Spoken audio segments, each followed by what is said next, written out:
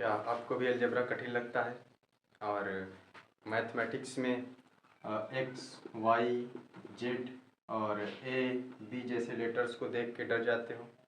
तो परेशान मत होइए।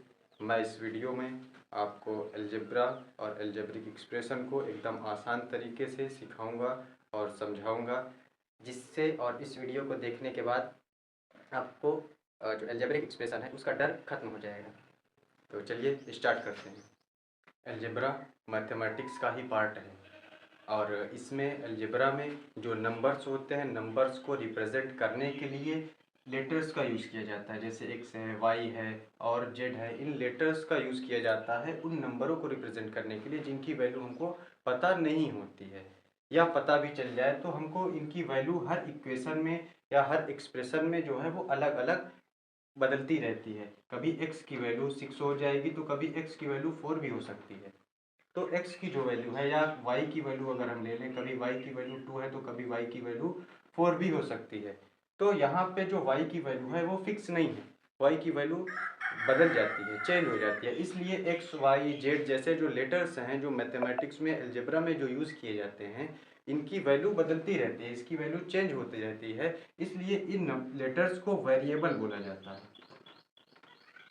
वेरिएबल बोला जाता है। तो अलजेब्रिक एक्सप्रेशन को या अलजेब्रा को समझने के लिए इसमें 2-3 टर्म होते हैं। उन चीज़ों को, जो बेसिक बातें हैं, उनको अगर हम समझ लेंगे तो अलजेब्रा हमारे लिए थोड़ा सा आसान हो जाएगा और उन्हीं बेसिक बातों के आधार पे ही, उसी के बेस पर ही पूरा अलजेब्रा सॉल्व किया जाता है। और उन्हीं बेसिक को नहीं जानते आप, इसीलिए आपको जो है दिक्कतें होती है। तो उन बेसिक को पहले हम समझ लेते हैं, जो की टर्म हैं उन पे बात कर लेते हैं।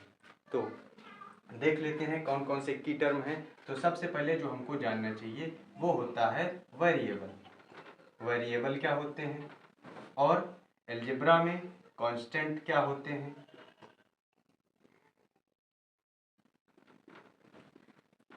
और अलजेब्रा में हमारे पास टर्म क्या होते हैं, टर्म क्या चीज़ है, और उसके बारे में जानेंगे। और फिर उसके बाद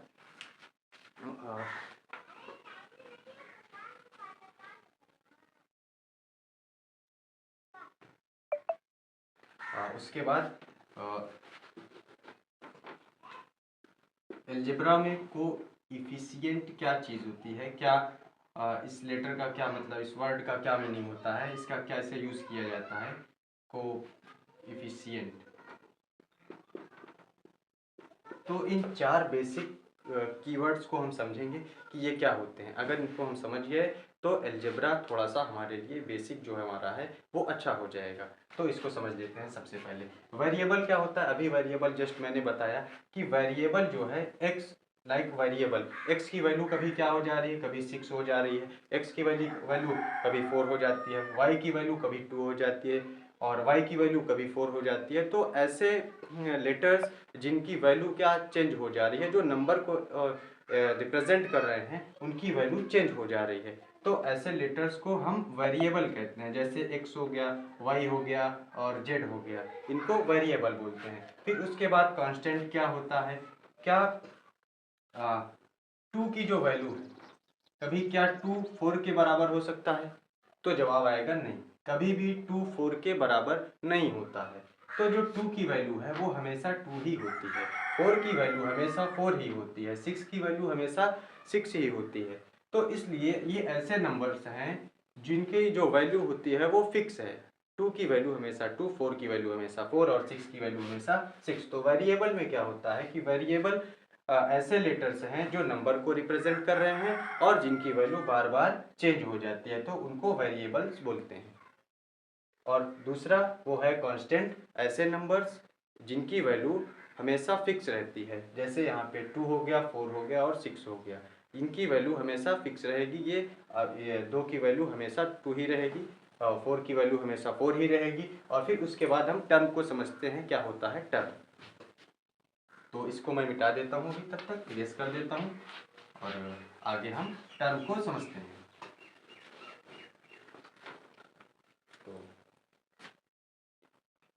टर्म क्या होता है, जब अलजेब्रिक एक्सप्रेशन में जब हम मैथमेटिकल ऑपरेशंस का यूज़ करके जब हम वेरिएबल और वेरिएबल अभी एक्स वाई जैसे वेरिएबल और जो कांस्टेंट होते हैं उनको मिक्स करके, जैसे एक्स 2x प्लस 4y और -3, अभी इस तरीके से इसको लिख देते हैं। तो इसी को अलजेब्रिक एक्सप्रेशन बोलते हैं। तो जब अलजेब्रिक एक्सप्रेशन ये जो है ये इसमें कितने टर्म हैं, तो टर्म को देखने के लिए जब वेरिएबल और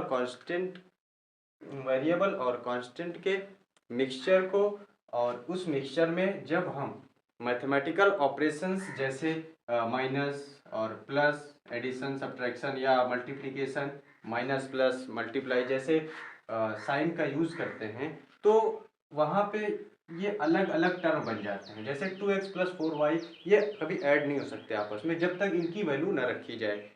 तो यहाँ पे एक बीच में प्लस आ गया है और यहाँ पे एक माइनस है, तो यहाँ पे एक टर्म हो गया, यहाँ पे सेकेंड टर्म हो गया, यहाँ पे थर्ड टर्म हो गया, तो इसको वन टर्म, ये दूसरा जो है इसको सेकेंड टर्म बोलेंगे, और जो तीसरा ये क्या है, थर्ड टर्म है। तो टर्म जो है वो प्लस या माइनस से अलग हो जाता है।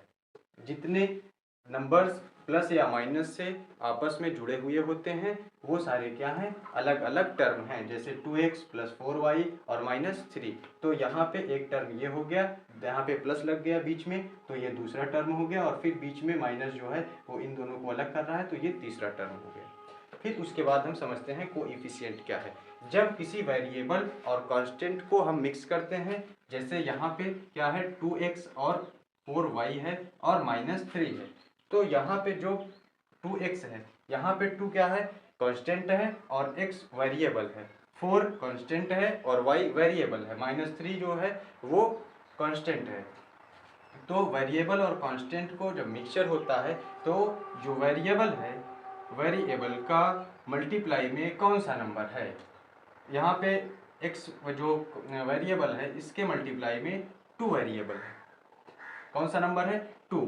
तो x का जो कोएफिशिएंट होगा वो होगा 2, और y का अगर कोएफिशिएंट पूछे तो y के मल्टीप्लाई में यहाँ पे 4 दिया गया है, तो y का जो कोएफिशिएंट होगा वह 4 होगा। यही 4 बेसिक बातें अभी फ़िलहाल में क्लास 7 के लिए, क्लास 8 के लिए, क्लास 4 के लिए, क्लास 5 के लिए, क्लास 7 के लिए, ये सभी क्लास के लिए ये बेसिक बातें सबको जानना ज़रूरी है। जब आप इन बेसिक बातों को जान जाएंगे उसके बाद आप अलजेब्रिक एक्सप्रेशन को समझने के लिए आप थोड़ा सा बेहतर हो पाएंगे और आपको अलजेब्रिक एक्सप्रेशन की बेसिक नॉलेज हो जाएगी। जब आपको बेसिक नॉलेज रहेगी तब आप अपने क्वेश्चन, अपनी बुक्स के क्वेश्चन को सॉल्व कर पाएंगे। ठीक है, तो अभी इसको हम इरेज कर देते हैं। उम्मीद है कि आप लोगों को समझ में आया होगा। और कुछ एग्जांपल लेते हैं, जैसे अभी हम ले लेते हैं 3x प्लस 5y और प्लस 3, इस तरीके से कुछ हमने एक्सप्रेशन बना लिया। और अभी इसमें पूछें कि इसमें कितने टर्म हैं, तो आप जवाब देंगे कि एक 3x है फिर प्लस लग रहा है, तो ये फर्स्ट टर्म हो गया। फिर उसके बाद प्लस लग गया, दूसरा क्या है 5y है, यहाँ पे वेरिएबल और कांस्टेंट का मल्टीप्लाई किया गया है, यहाँ पे कोई भी प्लस और माइनस का साइन नहीं है इनके बीच में, ये सेकेंड टर्म हो जाएगा। और यहाँ पे जो 3 है ये भी प्लस से जुड़ा हुआ है, तो यहाँ पे ये थर्ड टर्म हो जाएगा, और ये 5y जो है वो सेकेंड टर्म हो जाएगा। ठीक है, अभी इसका कोएफिशिएंट पूछें तो x का जो कोएफिशिएंट है, अगर हम वह पूछें तो यहाँ पे x का जो कोएफिशिएंट है वह होगा 3, x 3 से मल्टीप्लाई में है, और यहाँ पे 5y लिखा हुआ है, तो y का जो कोएफिशिएंट होगा वह होगा 5। तो उम्मीद है आपको वेरिएबल, कांस्टेंट, टर्म, कोएफिशिएंट समझ में आया होगा। और इसके ऊपर अभी हम आपको कुछ होमवर्क देते हैं, जिस होमवर्क को आप करिएगा और कमेंट बॉक्स में उसका जवाब भी दीजिएगा। तो यह आपका होमवर्क है। तो पहला जो क्वेश्चन है वो कुछ इस तरीके से है, 4z plus 3y minus 3x plus 30।